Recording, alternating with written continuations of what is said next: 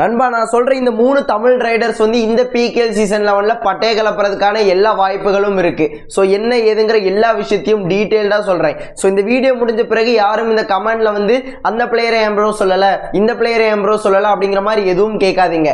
So எல்லா players கிட்டயும் திறமை இருக்கு.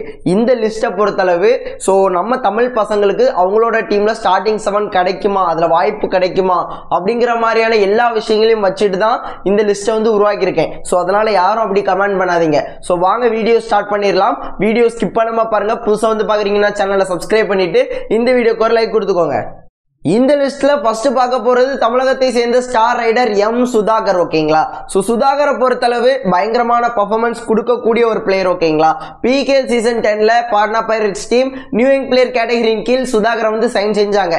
PKL சீசன் 10 வந்து அவர் வந்து டெபியூட்டும் பண்ணாரு. சோ டெபியூட் பண்ண ஃபர்ஸ்ட் சீசன்லயே கிட்டத்தட்ட 100 புள்ளிகளுக்கும் மேலான ரைட் பாயிண்ட்ஸ் வந்து எடுத்திருக்காரு மிக கம்மியான மேட்சஸ்ல. ஓகேங்களா, சோ அந்த அளவுக்கு நல்ல பெர்ஃபார்மன்சஸ் வந்து கொடுத்துட்டு இருக்காரு. சோ அப்படி இருக்கும் நிலையில PKL சீசன் அவர் மேல எதிர்பார்ப்பு அதிகமா இருக்கு. அந்த எதிர்பார்ப்புக்கு தக்க அவருக்கு ப்ரமோஷனும் கிடைச்சிருக்கு. சோ PKL சீசன் 10 பொறுத்தளவு அவர் வந்து பாத்தீங்கன்னா தேர்டரி ரைடரா, முழுமையான தேர்டரி ரைடராவும் பார்ட் டைமோ செகண்டரி ரைடராவும் பாட்னா பைரேட்ஸ் டீமுக்காக பிளே பண்ணிட்டு இருந்தாரு. இந்த PKL சீசன் 11ல சச்சினை ரிலீஸ் பண்ண பிறகு, மஞ்சித்தை ரிலீஸ் பண்ண பிறகு அவங்களோட ஸ்குவாட்ல ஸ்டார் ரைடர்ஸ் அப்படிங்கிற மாதிரி சொல்ற மாதிரி யாருமே இல்ல, ஜாங்குன்லியே தவிர.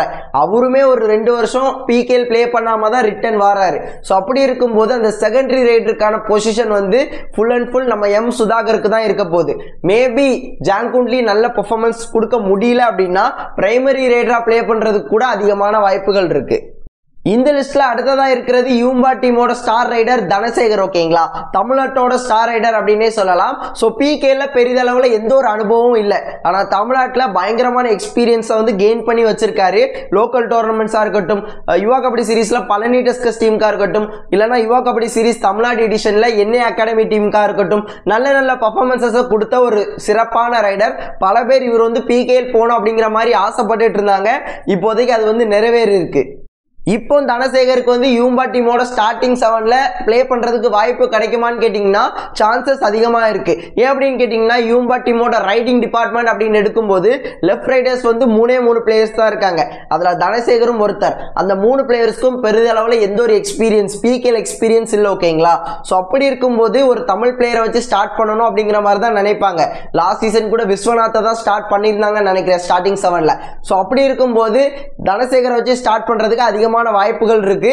ஒரு தமிழ் CEO இருக்கனால அதுக்கு அதிகமான வாய்ப்புகள் இருக்கு. சோ தனசேகர் ஸ்டார்டிங் 7ல இருக்கிறதுக்கான வாய்ப்புகள் அதிகம்.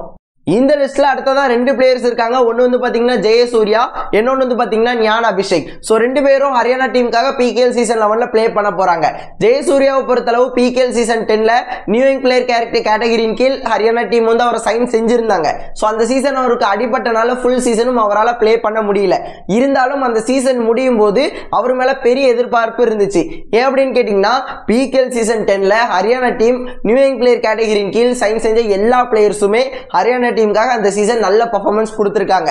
ஒரு சிவம் பட்டாரியா இருக்கட்டும், ஒரு விஷால் தாண்டியாவா இருக்கட்டும், அந்த வகையில இன்ஜுரி மட்டும் ஏற்படாம இருந்துச்சு அப்படின்னா நம்ம ஜெயசூர்யாவுக்கும் வாய்ப்பு கிடைச்சிருக்கும். அதனால அவர் நல்ல பெர்ஃபார்மன்ஸ் கொடுத்திருக்கலாம் அப்படிங்கிற மாதிரியான எதிர்பார்ப்பு தமிழ் ஆடியன்ஸ் கிட்ட மட்டும் இல்ல, ஹரியானா ஸ்டீலர்ஸோட ஆடியன்ஸ் கிட்டயும் இருந்துச்சு.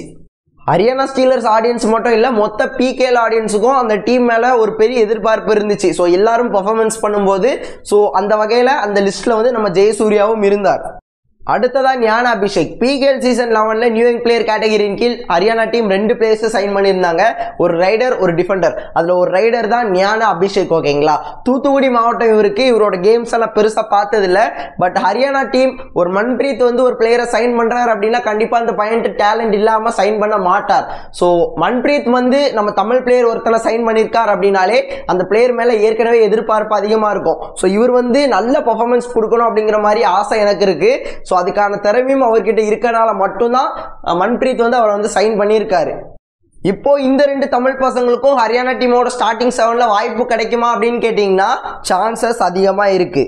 இப்போ இந்த ரெண்டு பசங்களுக்கும் ஹரியானா டீமோட ஸ்டார்டிங் 7ல இடம் கிடைக்குமான்னு கேட்டிங்கன்னா ஸோ கண்டிப்பாக வாய்ப்புகள் அதிகமாக இருக்குது. ஹரியானா டீமோட ரைடிங் டிபார்ட்மெண்ட்டில் லெஃப்ட் ரைடர்ஸ் அப்படின்னு பார்க்கும்போது 3 பிளேயர்ஸ் இருக்காங்க. ஒன்று வந்து பார்த்தீங்கன்னா வினய், அதன் பிறகு நம்மளோட 2 தமிழக வீரர்கள் ஞானாபிஷேக், அதன் பிறகு ஜெயசூர்யா. ஸோ இப்படி இருக்கும் பட்சத்தில் ஒரு புது ஃபார்மேஷன் 2 லெஃப்ட் ரைடர்ஸ் ஒரு ரைட் ரைடரோட ஸ்டார்டிங் 7 கிரியேட் பண்ணணும் அப்படிங்கிற மாதிரி மன்பிரீத் நினைச்சார் அப்படின்னா கண்டிப்பாக நம்மளோட தமிழ் பசங்களை எடுக்காம அந்த ஸ்டார்டிங் 7 வந்து உருவாக்க முடியாது. ஸோ எதிர்பாராததை எதிர்பாருங்கள் அப்படிங்கிறது தான் மன்பிரீத் கிட்ட வந்து நம்ம காலங்காலமா பார்த்துட்டு இருக்கோம். நம்ம ஏதாவது நினைப்போம், அவர் ஏதாவது செஞ்சு வைப்பார்.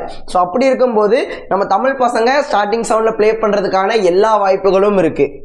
நண்பா, இது என்னோட ஒப்பீனியன் மட்டும்தான். ஸோ உங்களோட ஒப்பீனியன் என்ன அப்படிங்கிறத வந்து மறக்காம கமெண்ட்ல சொல்லுங்க.